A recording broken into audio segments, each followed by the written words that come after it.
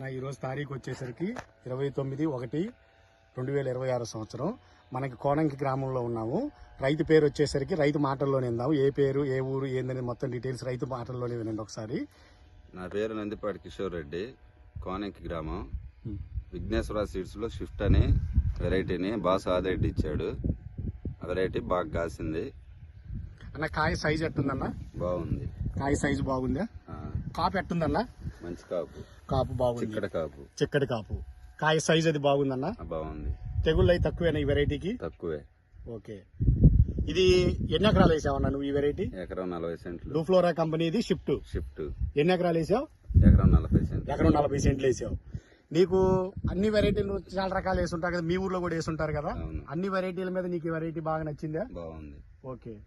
దీంట్లో నీకు కాటా కూడా బాగానే వస్తుందన్న, చూసావా? వస్తుంది. ఓకే.